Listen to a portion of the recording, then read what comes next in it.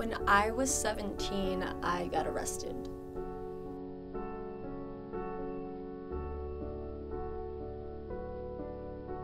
The story starts with my friend Sergio telling me that he was cleaning out this prison, and I live in Joliet, Illinois, so I kind of thought they were talking about Romeoville, because people go there, they help volunteer, it's a haunted house. A week passes and he picks me up, and I notice that we're driving in the wrong direction, and I say, oh, well, where are we going? We're not going towards Statesville. And he goes, oh, no, we're going to the Joliet prison, the old Joliet prison. I was like, is this legal? And he's like, yeah, we've been going for 2 weeks in a row. We've been cleaning it out. Everything's fine. I go, okay, if you say so. We pull up.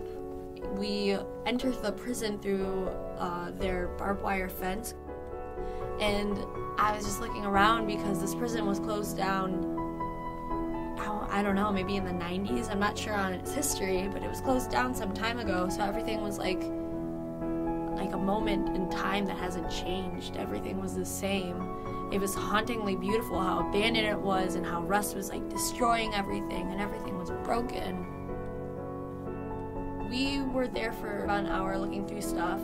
My boyfriend at the time even called me and he's like, hey, we're gonna go see a movie, do you wanna go? And I kind of thought about it. And I was like, no, I'm having a good time here, I'm gonna stay.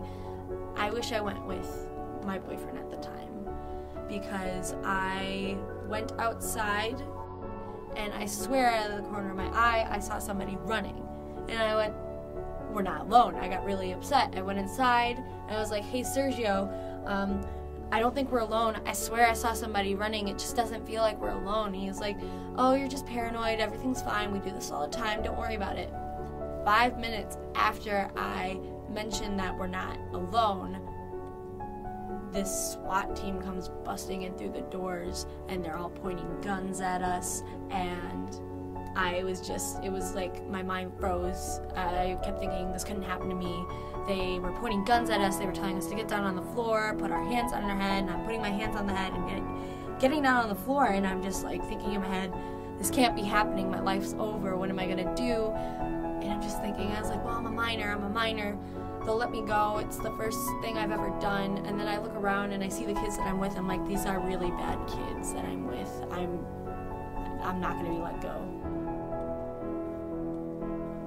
So this police officer puts these handcuffs on me, and when he puts them on, he puts them on wrong. And as we're walking, I go, sir, can you please just like take off the handcuffs and readjust them, please? And then he goes, well, handcuffs weren't made for fun, you know, if they were, then they'd be pink and fuzzy. That was the most unprofessional shit I've ever heard in my life. And I had to wait a month for trial, and that whole month I was a depressed wreck. I was regretting every moment. I was having nightmares about the police officers, about the guns. I was like, in my dreams I would like go back and tell myself not to do it, and I would just be like, oh no, I don't want to go, and it changed every time I'd have a dream. It would be me changing like the way things went down. I mean, I'm not a bad kid, it's just I was curious. I was very curious, and I did something dumb, and I never did anything wrong in my life except for that, and I got arrested and it actually went on a record, so I really regret everything that day, but